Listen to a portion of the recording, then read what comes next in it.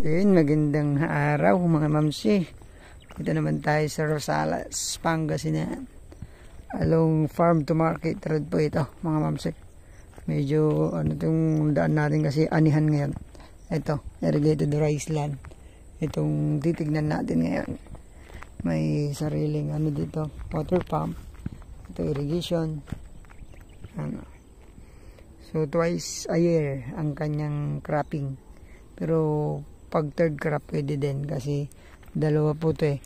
Dalawang pagkukunan po ng tubig. Mayroon ding irrigation doon. So pwede ding magpagawa ng deep well. May deep well sila doon.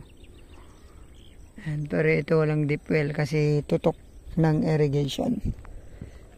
So mula dun sa kanila hanggang dito sa atin, itong pilapil na to. Kaaani lang hanggang dun po yung property.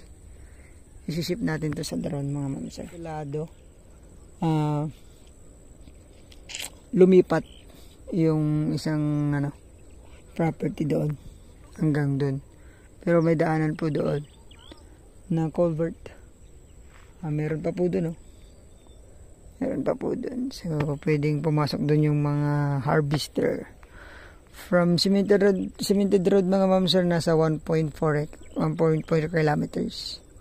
From provincial road, nasa sabihin na natin 1.7. Ayun po yung Prasado. Nandito tayo sa San Luis, Barangay San Luis, Rosales. Yan po yung Prasad. Nakikita nyo sa drone mga mamsir. Umaani po siya ng 150 pataas. Kada cropping po yan. Titulado, kausapin ko po yung seller kasi pumunta kaming bahay nila para makita yung titulo. Wala sila. Nasa sementeryo daw po naglilinis. Pero para inuna ko na itong lupa nila para pagdating nila, diretso ko doon sa bahay nila. Ito binidyo na natin. From Rosales exit Tiplex, siguro nasa lang ito mga mamsir. Nasa 20 minutes drive or more or less. So ayun yung provincial road. Tapos from Manila 2 to 3 hours mga mamsir. Ayan. Medyo malayo yung power line dito. So ano pa lang, ang gamit dito mga mamsir ay solar. May mga kubo dyan na mandadaan ay ganyan. Ayan, ito yung property mga mamsir hanggang doon. So pwede siya sa gulay. Actually mayroon siyang tanim dyan ngayon, munggo sa kabila. Matigas po yung yung lupa. May mga bato. Ito dinadaanan ng mga truck ng mga nag-harvest. Truck, harvester, tapos mga traktora. So matigas siya.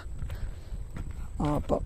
So sa mga naghanap po ng irrigated rice land, flood free mga mamsir, hindi po binabaha dito. Ang ganda ng So yun, pwede din tayong gumawa ng tulay natin dito. Pwedeng magbahay dyan. Tapos sa likod pwedeng mag-alaga ng mga hayop. Maganda to sa farm, sa animal farming din kasi wala pang maraming kapitbahay. Ito yung property na, yung end ng property. Hanggang doon tayo galing.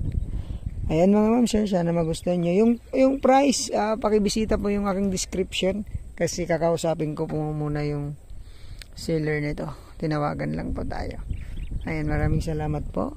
Ingatan po kayo lagi ng Panginoon. God bless po sa ating lahat.